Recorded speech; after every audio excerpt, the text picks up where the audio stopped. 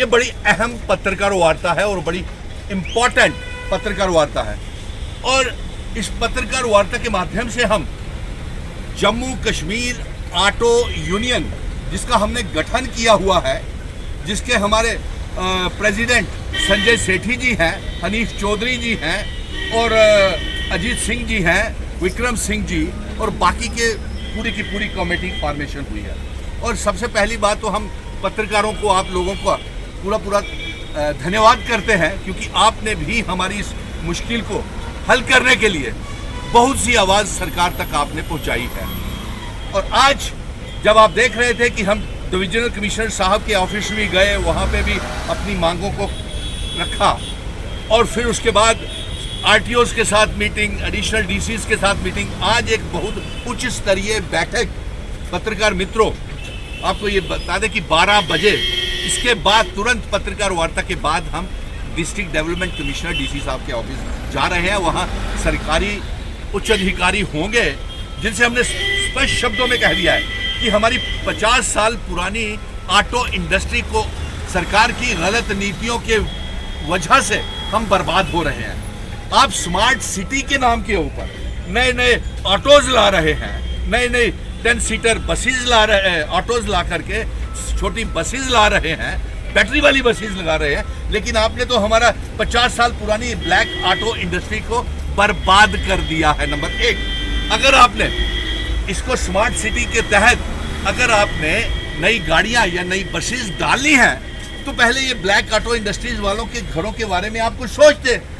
इनके घरों के चूल्हे नहीं जल पा रहे, ये अपने ऑटोज की इंस्टॉलमेंट्स नहीं दे पा रहे, इंश्योरेंसेस नहीं करवा पा रहे, टोकन फीस जमा नहीं करवा पा रहे, और ये सारे के सारे इनके घरों के परिवार। अब ये छोटा मुद्दा ना समझें, 10,000 ऑटो जम्मू में हैं और कश्मीर के ऑटो यूनियन और तमाम जिलों के ऑटो यूनियन जितनी भी है वो सारे जम्मू कश्मीर ऑटो यूनियन, जिसका मैं चेयर में पैट्रन हूँ, सुनील डिम्पल, और अध्यक्ष संजय सेठी जी, हनीफ चौधरी जी, और बड़ी तफसील से हमारी तमाम ऑटो स्टैंड्स के ओहदेदारान हैं, वो हमारे इसमें हैं। उनको भी यही मुश्किल, और ये छोटा मुद्दा नहीं समझे। सरकार से हम मिलने जा रहे हैं, इससे पहले आपको ये खुलासा करना बेहद ज़रूरी है कि 10,000 अगर ऑटो लेकर के चलें, 10-10 परिवार के सदस्य, उनमें 1 लाख हो गया। फिर उसके साथ उनके साथ जुड़े हुए स्पेयर पार्ट वाले मालिक, ड्राइवर्स, उनके परिवार, पेट्रोल पंप वाले, स्पेयर पार्ट्स वाले, यानी कि कितना बड़ा नुकसान आप स्मार्ट सिटी के तहत इस इंडस्ट्री को फेल करके लोगों को और कितने परिवारों को भूखा मारने जा रहे हैं। इसीलिए हम ये सरकार से बात करेंगे कि आप चाहे 10 सीटर ऑटोज डालें, चाहे नई सिटी बसेस चलाएं, चाहे आप बैटरी वाली बसेस चलाएं, लेकिन इस ऑटो इंडस्ट्री को नंबर 1 पहले तो सब्सिडी दें और बैंक्स के लोन में इंटरेस्ट फ्री लोन दे करके इनके उसको रिप्लेसमेंट करें। नंबर 2 हमारा ये भी है कि इनकी जो ऑटोज हैं उसकी कीमत डाल करके उसी के आधार के ऊपर, परमिटों के ऊपर, जो ब्लैक ऑटोज के परमिट हैं, उन परमिटों के आधार के ऊपर आप नई छोटे बैटरी वाले 10 सीटर ऑटोज डालें। और आपने ई रिक्शा डाल करके हमारे घरों के परिवारों के चूल्हे बंद कर दिए। कहाँ तक आपने अपना घर भर लिया और लड़ाई हमारे ब्लैक ऑटोज और ई रिक्शा के बीच में डाल दी। तो हम अभी बड़े कानून के तहत अभी ऐसा कोई हमने कार्रवाई नहीं की, लेकिन अफसोस की बात देखिए, ई रिक्शा वालों के पास कोई ड्राइविंग लाइसेंस नहीं है, कोई फॉर्मेलिटीज नहीं है। इन ब्लैक ऑटोज वालों को आपने 50 फॉर्मेलिटीज करके दी है। जगह जगह नाके के ऊपर आप इन्हें रोकते हैं, तंग करते हैं। ट्रैफिक पुलिस, उनके लिए तो लाइसेंसेज भी नहीं है, परमिट्स नहीं है, वो तो ऐसे ही चल रहे हैं। और इसका ये भी कहना है हमें कि स्मार्टली सरकार जो है करप्ट एलिमेंट्स को बढ़ावा दे रही है और स्मार्टली पैसा बनाया जा रहा है स्मार्ट सिटी प्रोजेक्ट के माध्यम से, चाहे वो ट्रांसपोर्ट इंडस्ट्री हो, चाहे स्मार्ट बसेस हो, चाहे स्मार्ट ऑटोज हो।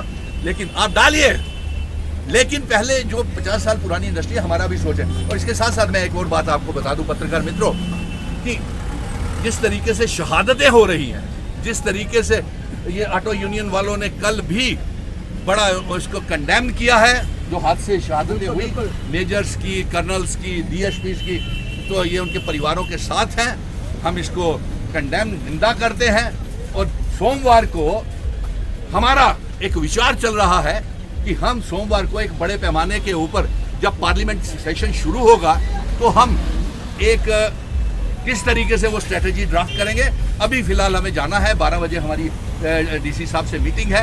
अगर आपका क्या मीटिंग से क्या निकला तो मैं पत्रकार मित्रों को बता दूं कि 1 बजे तक तो कम से कम मीटिंग चलेगी। एक सवाल है आपसे सुनील डिम्पल जी, स्मार्ट सिटी के नाम पर जो इम्प्रूव्ड वर्जन्स आ रही है व्हीकल्स की, ऑटोज़ की हो या बाकियों की, अगर उसकी बदौलत जो पुराने आउटडेटेड व्हीकल्स है उनका कारोबार ठप हो जाता है, तो क्या इसका इल्ज़ाम गवर्नमेंट पर लगाना जो है वो सही होगा? सरकार को पूछना चाहिए था ना, यही तो बहस हमारी चल रही है। सरकार को पूछना चाहिए था कि आप लोग अगर ये नए ई रिक्शाज में कन्वर्ट होना चाहते हैं तो इन्हें इनके परमिटों को देना चाहिए था ना उनके ऊपर। ये हम कह रहे हैं, तजवीज़ दे रहे हैं, और आपने तो स्मार्टली मीटर पता नहीं, कहते हैं ऊपर से ऑर्डर्स आए हैं हमें। ऊपर कहाँ से आए हैं आप, हमें तो समझ नहीं आता। इस समय जम्मू कश्मीर जो रियासत है वो होम मिनिस्टर साहब के दफ्तर के साथ अटैच है, यानी कि जम्मू कश्मीर में जो भी वारदात, घाटा, smart meter, toll plaza, toll taxes और जो ट्रांसपोर्टरों का नुकसान हो रहा है उसके लिए तो होम मिनिस्टर साहब जिम्मेवार है, क्योंकि जम्मू कश्मीर इस समय होम मिनिस्ट्री के साथ अटैच है। तो हम उस बिखेड़े में नहीं जाना चाहते, हम शांतिपूर्वक तरीके से अपना हल करना चाहते हैं। हाँ, मैं ये चाहूँगा कि अब ये मेरे युवा प्रेसिडेंट हमने दिए हुए हैं जम्मू कश्मीर ऑटो यूनियन के, तो इनसे भी आप कोई बात सुन लीजिए। जी, मेरा नाम संजय सेठी है और मैं Jammu and Kashmir all auto union का प्रधान हूँ, और मेरे वरिष्ठ अपने हनीफ चौधरी जी है।